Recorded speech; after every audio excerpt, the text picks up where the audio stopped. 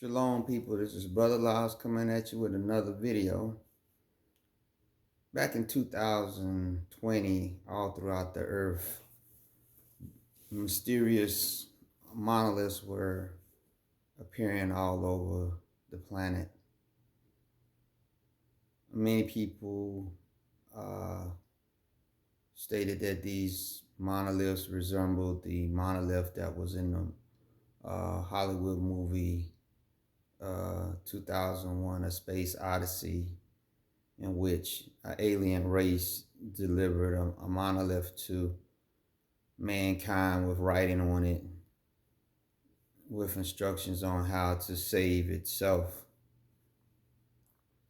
Well, it turned out that these monoliths were being built by artists, sculptors in different parts of the world and were delivered to remote and public areas. It was one here in North Carolina down in Fayetteville. It wasn't, it was a small size one, but it was still in the general shape that the monoliths that was in other nations, it was in that same shape.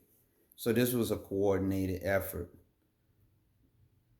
My thinking is that the elite funded this project and that it was to send a message to each other, but also to those that can decode their language, which is signs, symbols, mathematical formulas, sacred geometry, different things like that, and what kind of message that they are trying to get across to the earth. You can almost see it in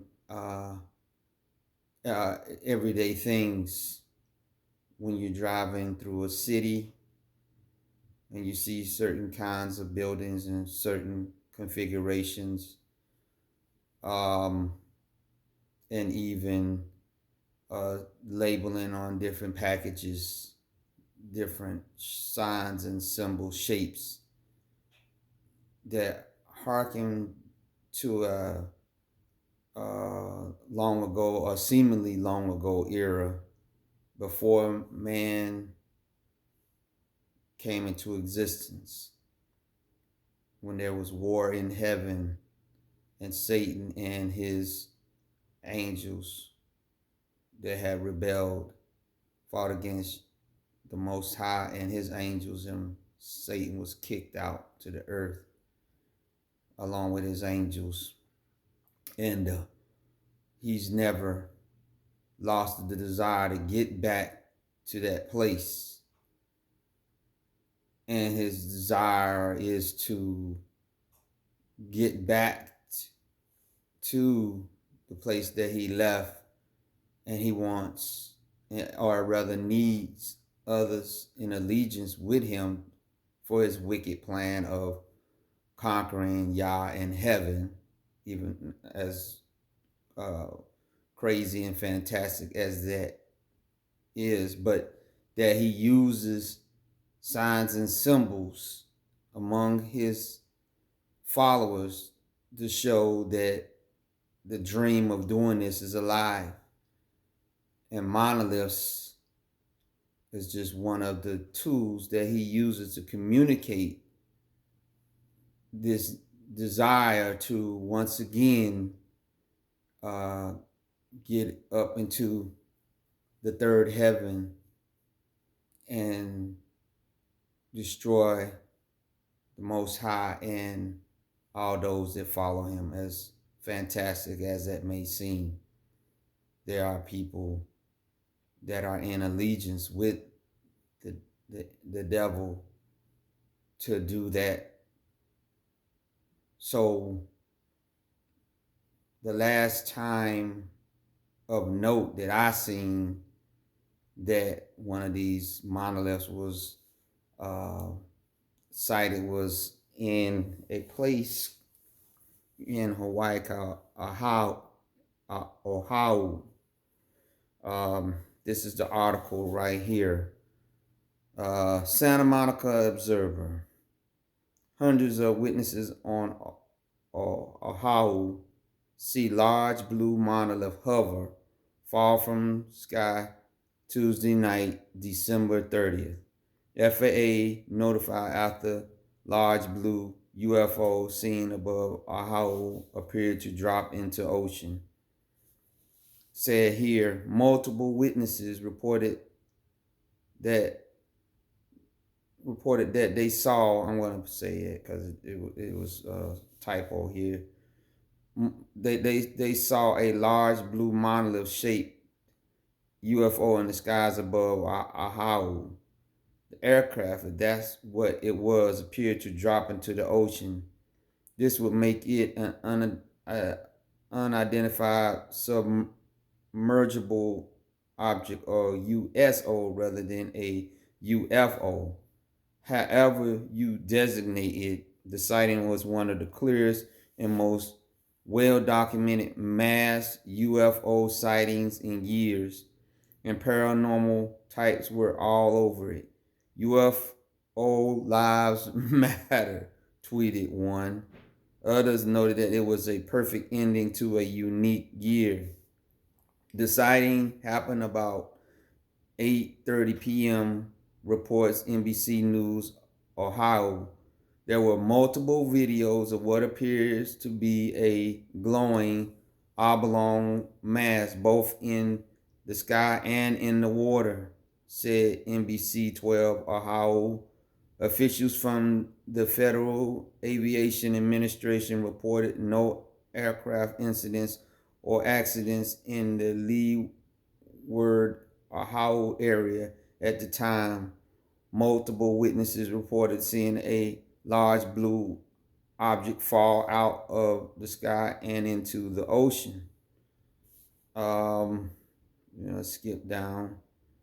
It said a Miss Citinia Sapp told Hawaii News Now she captured the image at 8:26 p.m. near Kela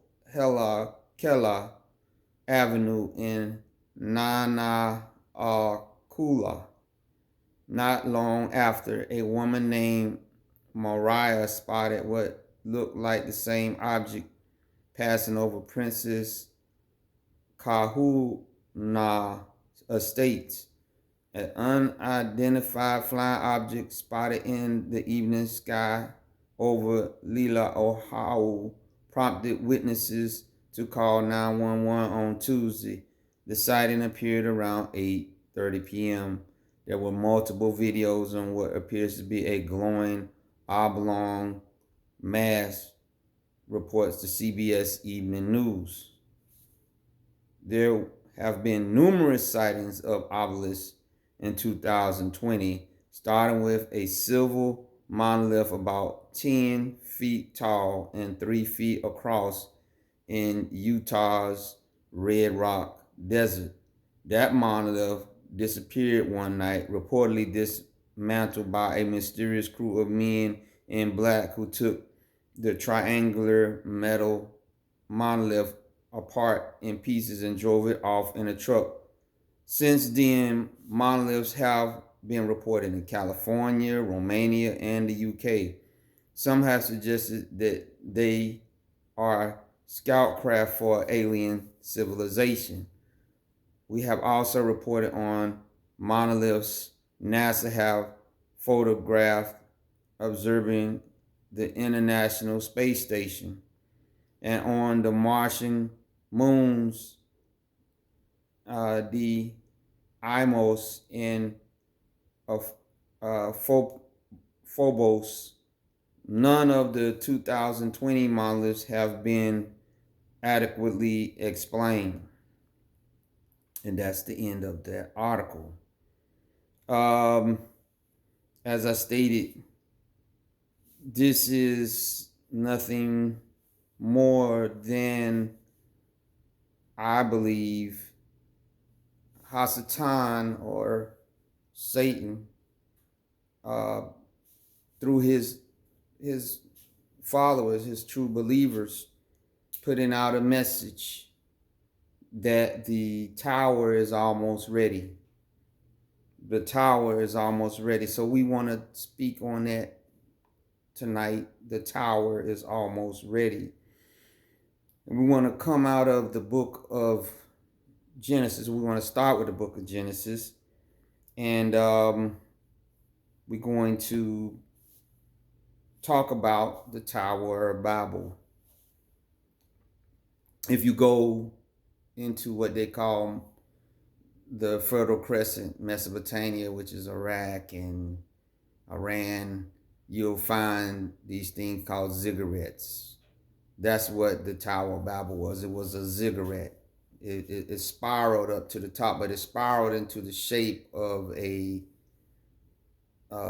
It was in the shape of a triangular shape, but it was made to almost look like it was a artificial mountain. Because if you really look at tall structures, skyscrapers, that's all they are. They are artificial mountains.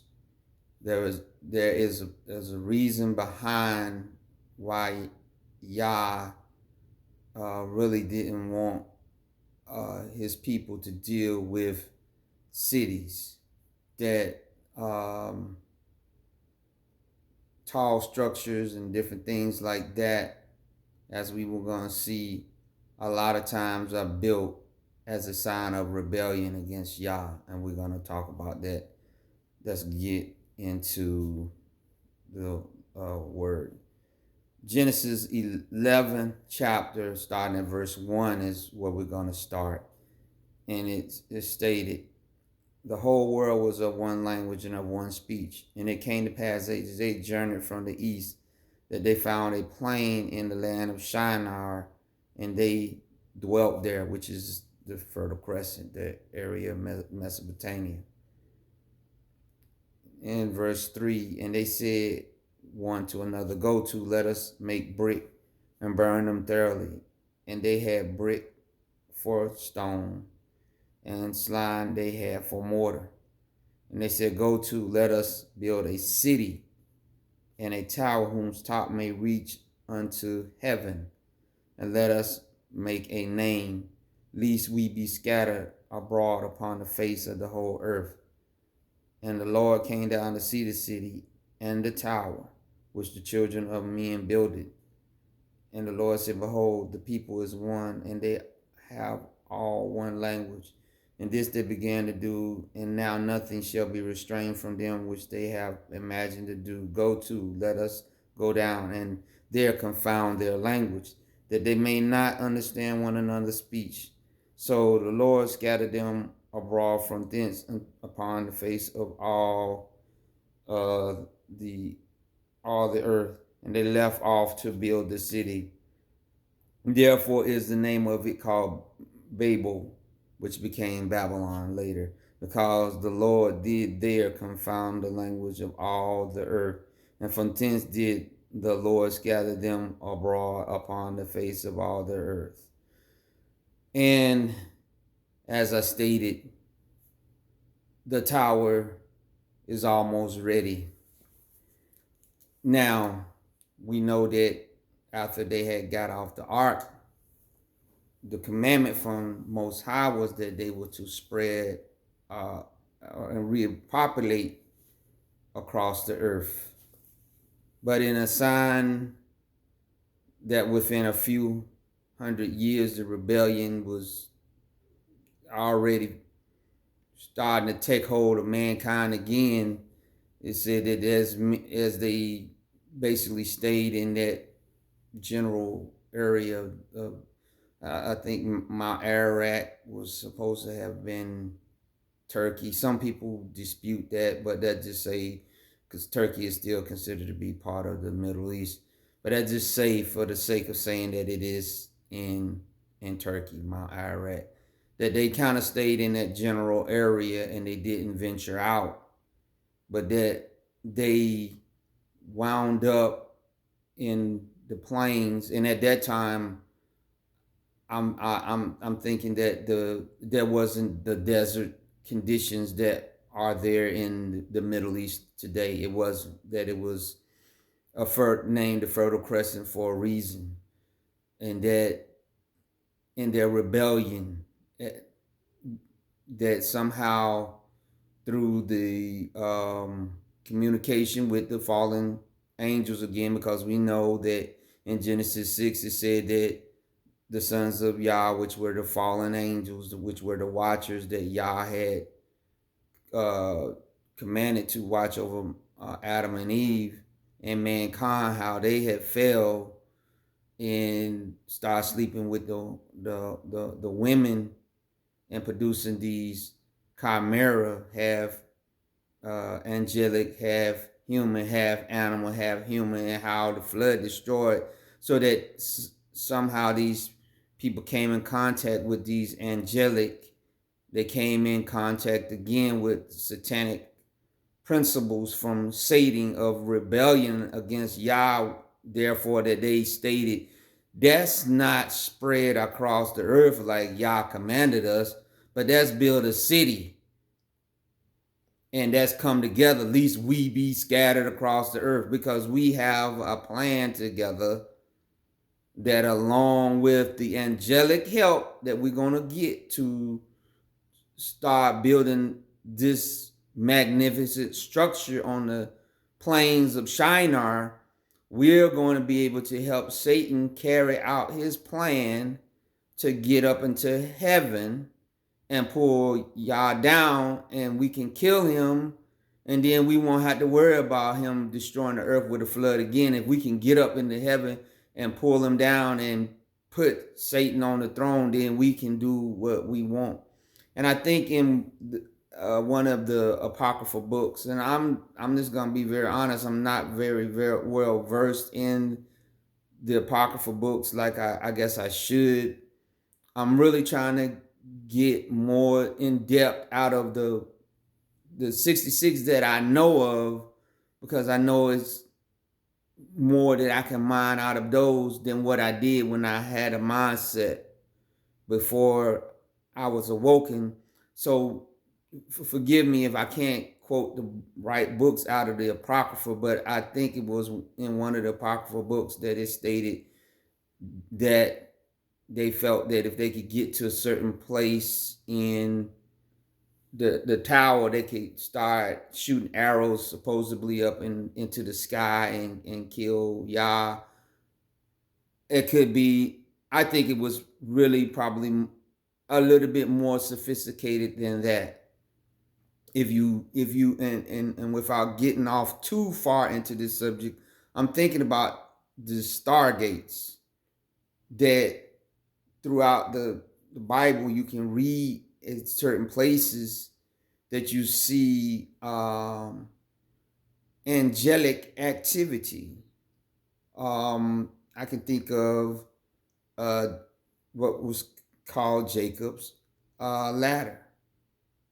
In I think it was would be Bethlehem now, when the Bible said he laid down and laid his head on some rocks, laid his afro on these rocks, and as he slept, he could see angels ascending and descending. That this was um, a stargate, because he said this is the house of God, and he built an altar there, that the angels, as they are transporting back and forth to earth, that they're not actually transporting all, not that they can't, that they're not coming down out of the third heaven into the second heaven and then zooming across the universe, but that they're coming into earth through these portals, these stargates that connect the third heaven straight down here to earth. And that as Jacob or Jacob slept, he was actually sleeping up under one of those stargates.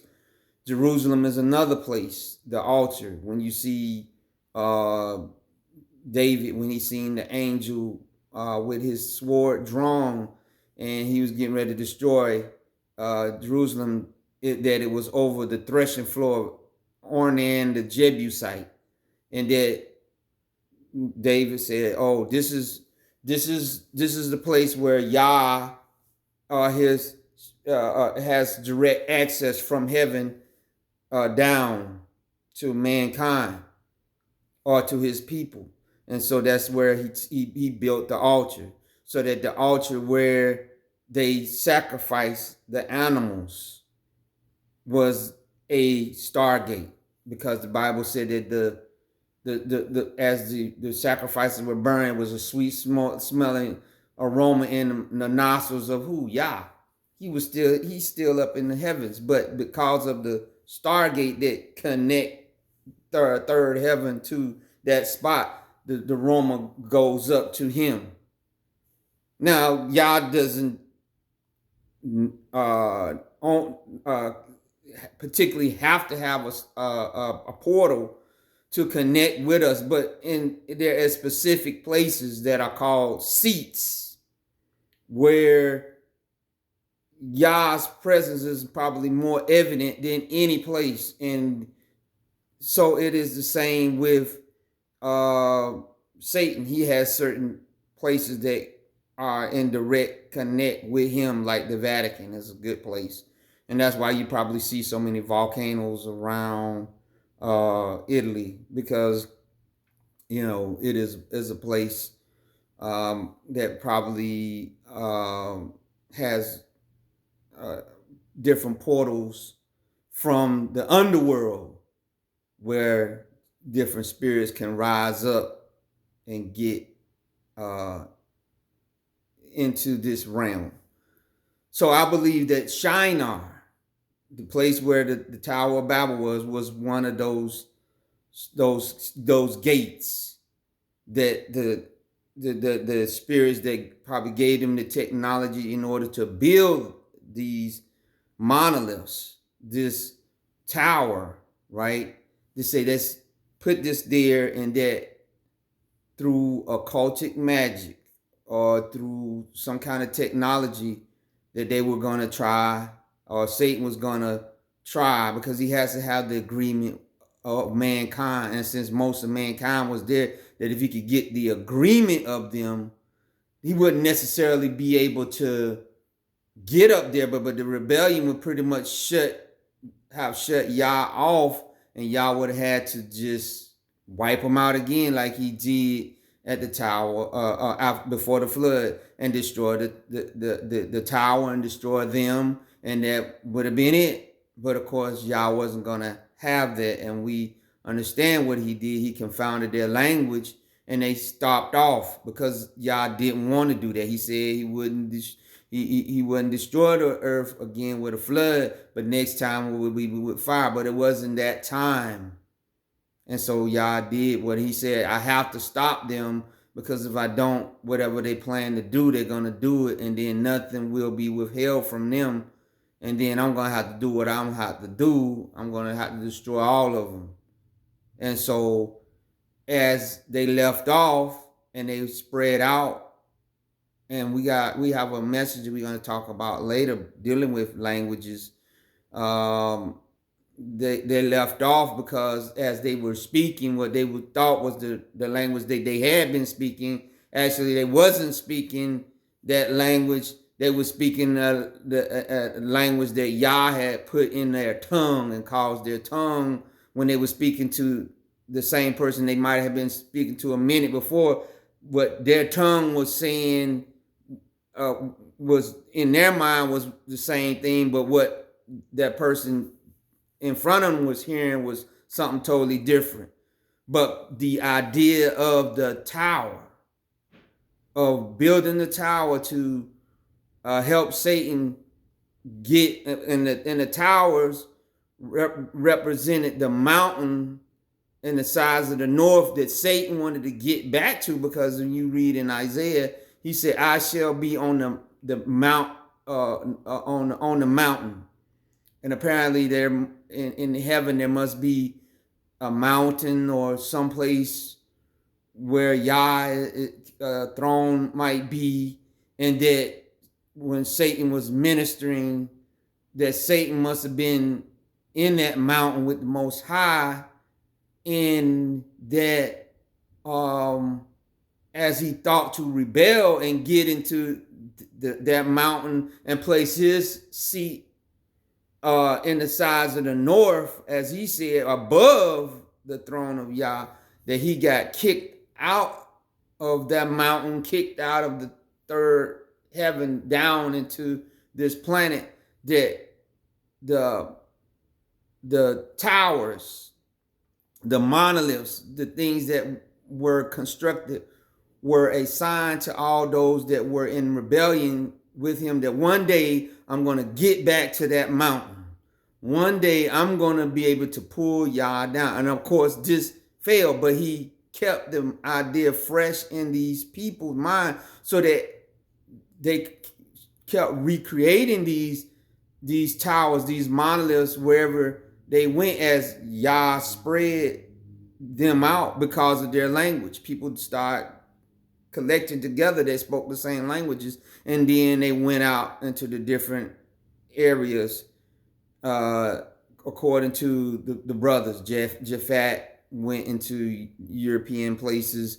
Shemitic, Hashem, people went and stayed there in the Middle East, and then the Hamitic people, they traveled west and into the northern parts of what we call Africa.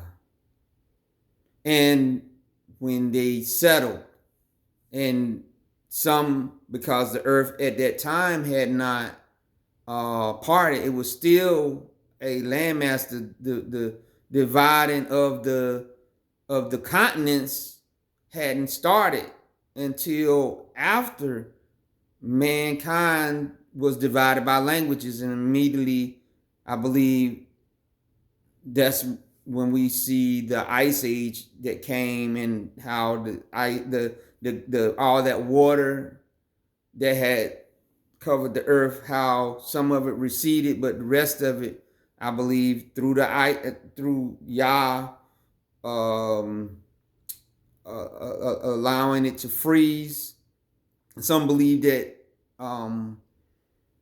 it was the canopy, as the canopy of earth was still kind of, it was in better shape than it was, that it allowed for, actually wasn't in good a shape as it was before the flood, that this allowed the water, Yah somehow was able to cool the water that was remaining down into these glaciers, and then he caused the glaciers to move back to the two sets of poles, the North and the South Pole.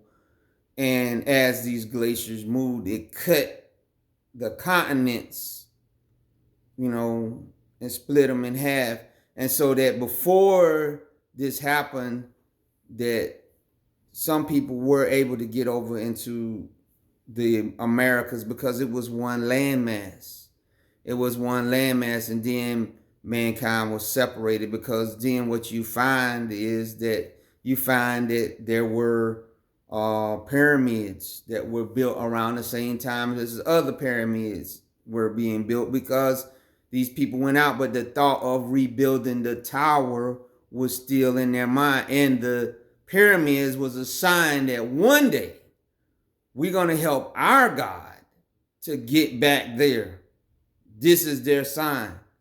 And that the thought was, one day mankind is going to get back together, and we're going to be able to get the tower ready, and we're going to be able to once again fight against the Most High.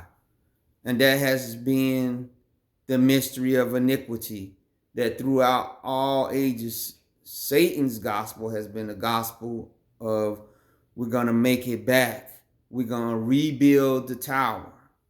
Yah's desires that mankind would get back to Eden.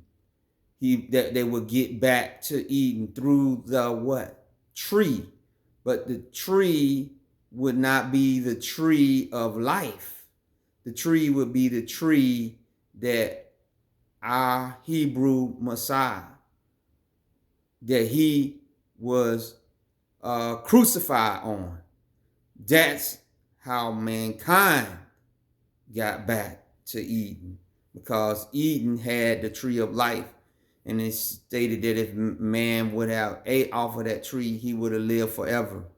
Well, Yeshua died on the tree, and that those that believe that he died, but not only that he died, but that his blood that was shed for the sins of man cleansed him, and that he not only died, but he went down into the grave to preach against those spirits that were disobedient on this side, on the other side of the flood, and then the spirits that were disobedient on this side of the flood, and let them know that your final destruction is coming. You believing that you're going to build a tower and destroy me.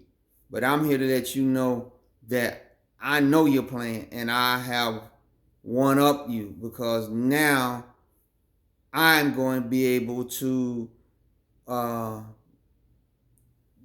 mankind get back to Eden that you caused them to fall in, so that those ranks of people that you felt was going to be part of your rebellion, I'm going to take me out of people, out of every people group that is going to serve me and help me bring down your wicked tower. Bring down your wicked tower. So what you find in the heart of man is that there's still that rebellion, that we must get the tower up before Yah can send his son back. We got to get the towers back up so that we can get our plan. And this is why Satan always gave in man the desire to get into space, to travel into space. That's why you can see in the Indian religions about some of the spacecrafts they had. You can see in Egyptian hieroglyphics and all these different things, men in certain crafts, because there was that desire to get back into the third heaven and fight against the Most High, just like Satan fought in heaven against the Most High, that he was trying to prepare in the heart of man that one day we're going to have to fight against the outside force that's going to try to invade. So let's get into space and up in them.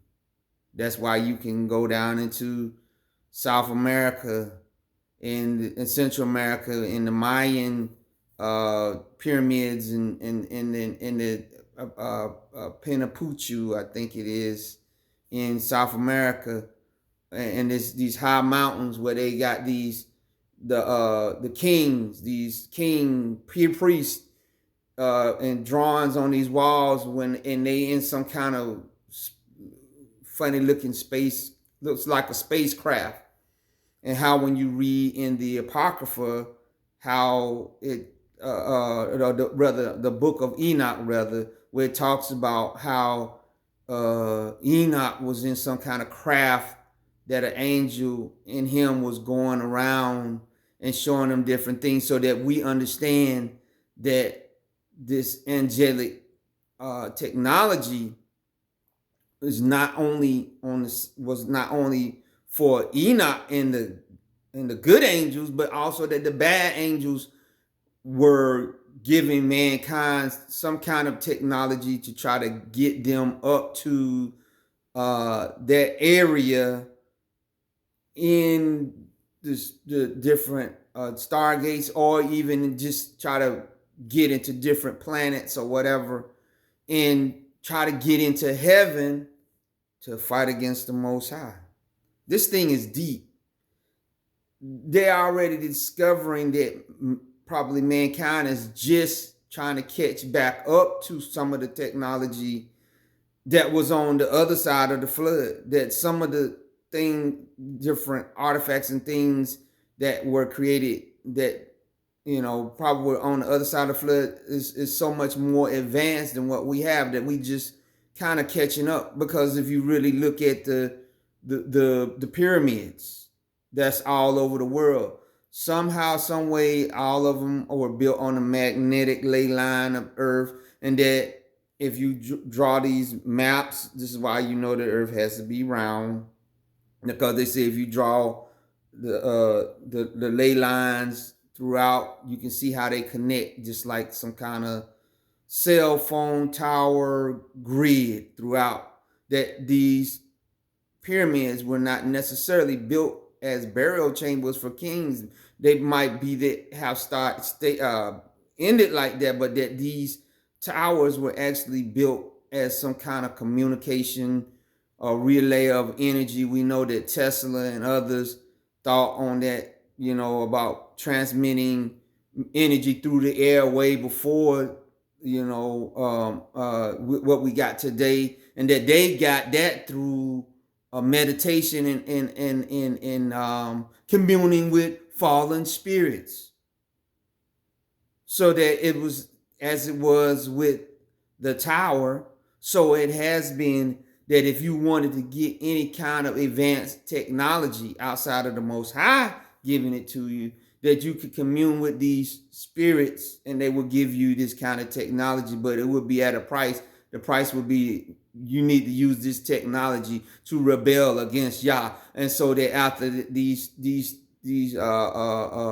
Babel was they went out, that they always would know, you will always know that when you seen anything dealing with an obelisk, that you are monolith, you would know that this was a sign of something that was originally probably going to be used to rebel against the Most High. And how do I know this? Let's go to Genesis, the 14th chapter, and verse 6. Okay, now we know that Esau, Edom, was in rebellion against the Most High because of the fact that he lost his blessing and his birthright to Jacob. And we know that he mixed with some of these beings that were half angelic and half human, because of after mankind, like I stated, had rebelled, they, these fallen angels, fallen spirits, once again were sleeping with earth women and producing these hybrid races that were very intelligent but very evil. And so here in Genesis 14, you see it talks about a race of people here in verse 6 called the Horites, in their Mount Seir unto El Paran, which is by the wilderness. We know that, let's go to Genesis. Let's go to Genesis 36 and 8. We know that Esau, he slept with some of the daughters of these hybrid races, but then he also fought against some of them. And one of the characteristics of these beings is that they love to be in where? Mountains. And what did I tell you? Mountains represented to them. Mountains represented that one day they and their descendants and Hasatan will one day be able to be in the mountain in heaven, kicking Yah out. So they love to dwell in the high places as a sign of what? Rebellion. Here in Genesis 36 and 8, it said, Thus dwelt Esau in Mount Seir, which is Esau is Edom. He said, and these are the generations of Esau, the father of the Edomites in Mount Seir. Because what? If you go up, if you go up to verse 6 in 36, he said, and Esau took him wives and sons and daughters and all the persons of his, hold on. Let me back up. Now, let's go to verse 1. It said, now of 36. It said, now these are the generations of Esau, who is Edom. Esau took him wives of the daughters of Canaan. And remember, Abraham had stated to his servant, when you get a daughter for my son Isaac, do not take daughters of the Canaanites. Why? Because they had some of that hybrid Nephilim DNA in them, that DNA of rebellion, of those that one day wanted to bring down Yah. And these hybrid races, a lot of them lived in the mountains. So, but Esau went in and fought against some of these people in massacre, because he was a great hunter. He was a great warrior. He was a great warrior. He went in and killed some of these beings were giant Nephilim beings. He slept with those that had these daughters. He said Ada, the daughter of Elon, the Hittite, and the Holibama, the daughter of Anad, the daughter of Zabonum, the Hivite. These were Canaanites. These were people that was in the land that Yah didn't want, and he even he slept with these people after, like I said, after he destroyed, fought against them, and he fought against them, and he took one of their chief places was Mount Seir, which was a mountain. So the descendants of Esau loved high places because of that rebellion that was propagated in Satan coming out, getting kicked out, and then the rebellion of the Tower of Babel, trying to build a high tower in the heaven, so that we understand that the sign to these people that we are in rebellion against Yah is different signs and symbols. And so you have some natural monoliths that are upon earth that they have designated as places that they view as being a sign of them rebelling against the Most High. Some natural monoliths. It's a place called Devil's Canyon or something like that. Any kind of high place, they try to take it over and designate it as a place that they want to use as a sign that we're rebelling against Yah. So, and as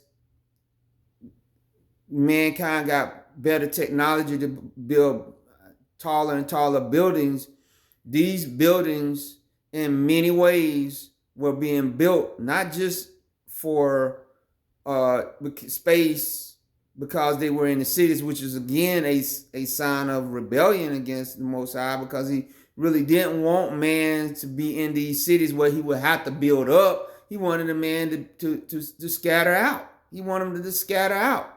But they said, no, we're going to get in these big cities. And as they got in these big cities, it would be limited space. So they said, well, we're going to have to build up. We're going to have to build up, and we can build up higher and higher until we have the monstrosities that we have now in Qatar and UAE and Dubai, where they're building stuff well over 1,000 feet. For what? And one of the Burj Khalifa, if you really look at it and you look at a picture of one of those ziggurats of the towers, you can almost see that it's in a similar shape.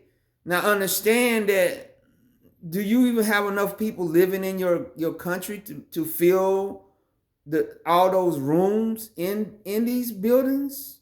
And you have some that want to go higher. Do you even have, you understand, that amount of people that can even afford to build these structures? In my opinion, are being built as a sign that the rebellion is still on, and that the tower is almost ready. That's what Freemasonry is about. Rebuild. They say it's about rebuilding Solomon's temple, but it's not the temple of Yah that they talking about. That Solomon, uh, uh, that he built. He talking about the temple that Solomon built for all his wives, where in all their religions they could worship their different religions in that temple.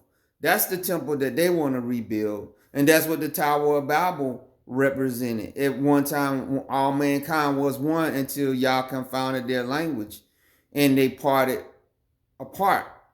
Well, they've been slowly pulling man back together through war, through different religions coming in and wiping out another, and all the similarities between the religions or whatever, and bringing mankind back again together for the tower to be rebuilt. So that you find that Yah hated monoliths. He hated any time that he would think that one would be, that he in the law he commanded that they destroy these monoliths. Let's go to Deuteronomy 2 and 1. Deuteronomy 2 and 1. It says this. Then he turned and took. Then we turned and took our journey into the wilderness by the way of the Red Sea. And as the Lord spake unto me, we compassed Mount Seir many days. And the Lord said unto me, Ye have compassed this mountain long enough. Turn ye northward. And he commanded thou the people, saying, Ye are to pass through the coast of your brethren, the children of Esau, which dwell in Mount Seir. They shall be afraid of you. Take ye good heed unto yourselves, therefore. Meddle not with them, for I will not give you of their land, no, not so much as a footbreadth, because I have given Mount Seir unto Esau for a possession. This was his possession because of what? It was a sign of his rebellion, and that was his inheritance, an inheritance of rebellion. So it's clearly stating that Yah didn't want them dwelling in the mountains. He didn't want them dwelling in the mountains like that. He didn't. He said that's their inheritance, the high places. That's their inheritance. And when you find that when Israel got into their land, one of the problems that they had was they started building altars in the what? High places in the mountains. They started going up into the mountains. And now understand that Yah also, he dwells in the mountains too. When Moses received the commandments, he went into the mountain. But where did the people remain? The people remain at the foot of the mountain. So you go commune with Yah in the mountain, then you come back down. But no, Esau them said, no, we're gonna possess the mountains. We're gonna kick Yah out of the mountains, and it's gonna be ours, right? Because our goal is to one day help our God Hasatan to get back into the mountain of Yah. So therefore, we dwell in the mountain. We own the mountains. We're not fearful. We got it. Wherever there is a mountain on earth that can be climbed, we're gonna go there. We're gonna stake our claim there, and we're gonna go even higher. We're gonna go into the stars. Look what Obadiah says about Esau. And Esau spread his seed throughout all the earth. Obadiah 1 and 1, it says, the vision of Obadiah. Thus said the Lord God unto Edom, we have heard a rumor from the Lord, and an ambassador is sent among the heathen. Arise ye, and let us rise up against her in battle. Behold, I have made thee small among the heathen. Thou art greatly despised. The pride of thy heart has deceived thee. Thou that dwelleth in the cleft of the rocks, whom habitation is high, that saith in his heart, who shall bring me down to the ground? Though thou exalt thyself as the eagle, and though thou set thy nest among the stars, thence will I bring thee down, saith the Lord. And so here we go. The thought of getting into the heavens, as I stated. Even Yah stated right here, though you make your nest in the as an eagle in the stars, I'm going to bring you down. And so you find that when America, and that's why I believe they went to the moon. I really do believe it. I have friends, black friends, very good friends that work for NASA. You know, and that's why, like I said, and I know what some might say, well, that don't mean anything or whatever. I do, like I said, I do believe that we have gone to the moon. I do believe that we've sent rockets throughout, this part of the solar system, the Milky Way. I don't believe in alien races. I believe that they're demons. And I said, when Neil Armstrong first landed on the moon, and he stepped off onto the moon, or rather the spacecraft Eagle 1 landed on the mountain. Landed on the moon. He said that the eagle has landed. The eagle has landed. A clear sign that they know about the prophecy, and that they understood that hey, this is one step from mankind closer to what? Getting up to try to pull y'all down. That's what they was really saying.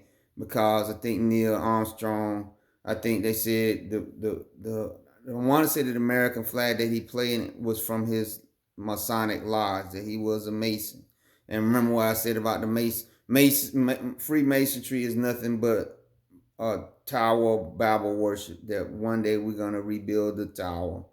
The tower is almost ready. We're going to rebuild Solomon's temple, which for all people, we are going to get back to that that Yah caused us to stop or finish. We're going to start back up and we're going to finish it.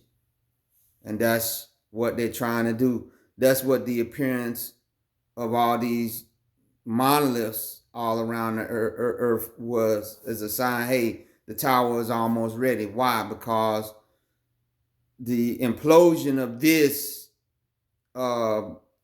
world structure for the rebirth of the new one that's going to be built completely on technology that these people have harnessed a lot of it from fallen angels to connect all mankind through technology, through the chip, through online currency, no currency, with a less people, which we're going to get into that with the Georgia Guidestones, which is a monolith. But in order for us to get this, the devil, he desires a sacrifice, and therefore sacrifices that we got to kill off millions of people in order for us to make the technology to be able to work. We have to get rid of the useless, as they would call the useless eaters, and those that will not comply with our instructions to buy into the technology. That technology now is Yah. You see, the eagle has landed. That rebellion is going to be fueled by the fantastic technology that Satan is going to offer man, and say, is this way of living with the technology and being able to do whatever you want to better, or do you want to live with Yah in eternity where you can't do some of the stuff that you really want to do in your life, some of the evil things that you really want to do in your life. Do as thou will. You can't do that anymore. That they would say, no, let's try to come back together. Let's try to increase our uh, understanding of even more technology, and that when Yeshua comes back, that the technology and things that they have been accumulating, that they're gonna be able. They want to be able to zap Yeshua when he comes back with his army. They want to be able to destroy him and say once and for all, we'll be able to rid ourselves and break the bands asunder of from the Most High, and that we'll be stuck. We'll be down here on this planet, and Yah won't. But Yah said He will always have a people for Himself on earth that will uh, cause Him to say, no, I'm not going to destroy the earth again because I got people down there. I'm not going to cut them off because I will always have me a remnant, right?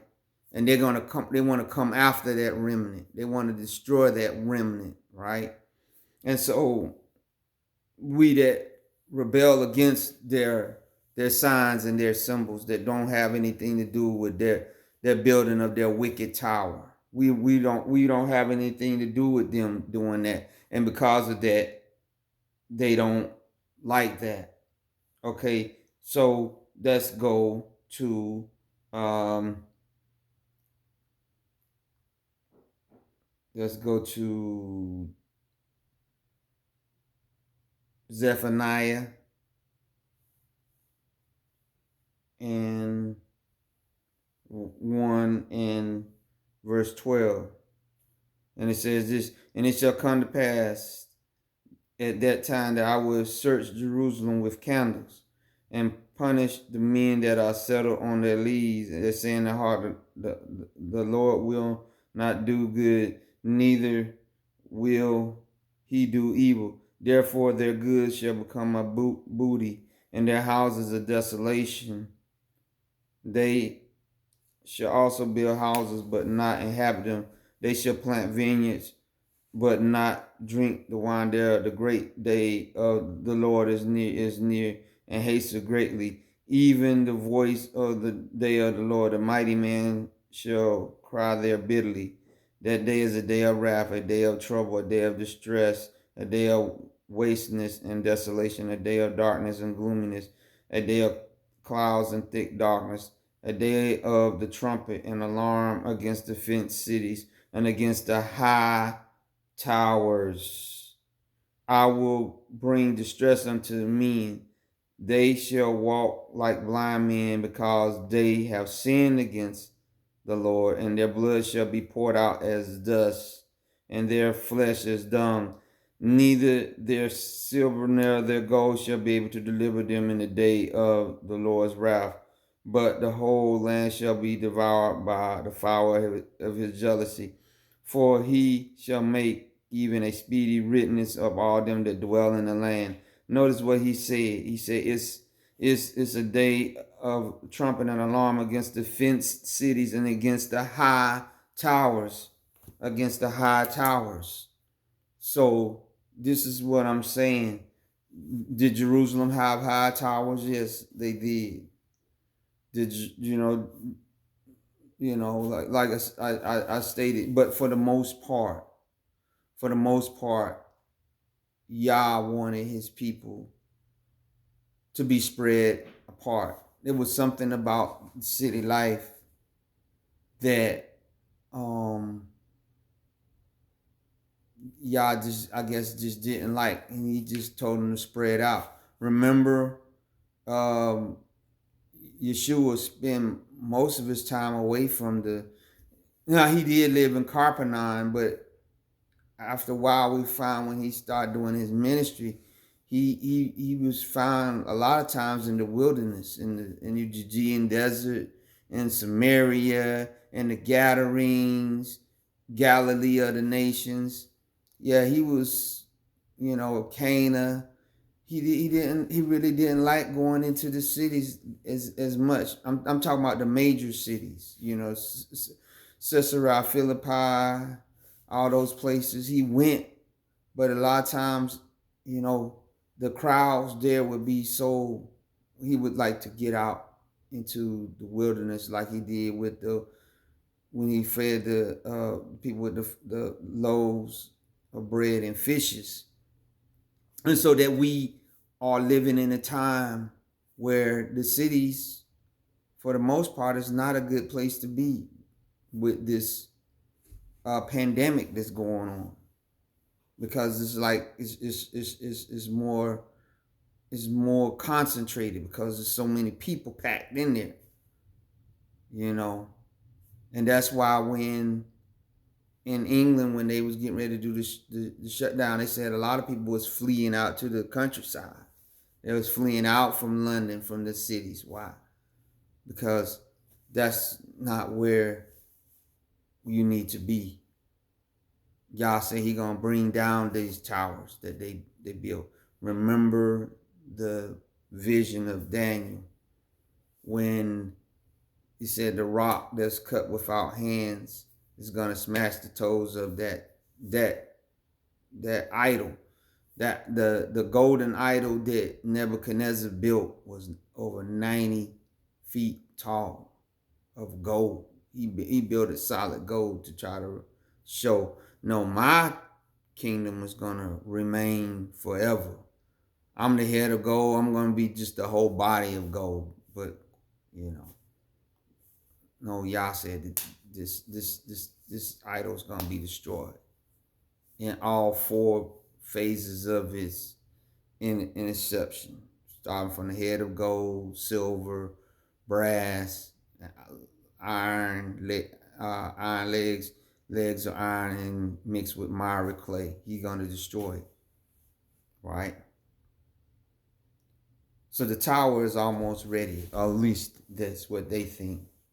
But Yah said he's gonna destroy the high towers. So all those that watch this video that are in rebellion against Yah, that think that the technology that man created is worth you losing your soul over, it's not worth it. It's all a lie, just like the lie that Satan sold to the people of the Tower of Babel and to all the civilizations after that built all these signs and symbols as a sign that they're going to continue to rebel against God. Yah. Look at Washington, D.C., the Washington Monument. It's a sign of rebellion. We're going to continue to, it's Baal's penis. It's Horus's penis. Horus is nothing more than Nimrod's son, Tomaz, who was killed and cut into different pieces, and the piece that they couldn't find was his private part. And then when the people that left the tower got into the Mizraeans, the Egyptians, when they got it, they just turned that into, they just carried the more of the information of the Tower of Babel with them into Egypt, and that's how they became such a great.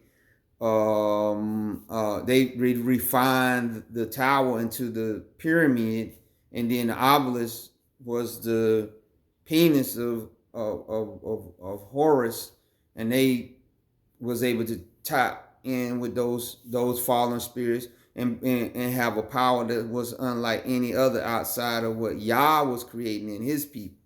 That's why he had to bring them out of Egypt. And America is that way. The technology that has been created in this nation has been used to rebel against the Most High. Internet can be used for good, but it's used for a lot of bad things. So that's our lesson today. The tower is almost ready, but it's almost ready for Yah to destroy it. They think it's going to be ready for them to come and destroy Yeshua. But when he comes back, he's going to destroy all of this. He said he's going to destroy their high towers. And all their signs and symbols and all this stuff is not going to mean anything. So if you like this video, I want you to give a thumbs up. I want you to leave a comment. And I want you to subscribe. And I want you to know that Yah, that he's on his way back for his people. Be blessed.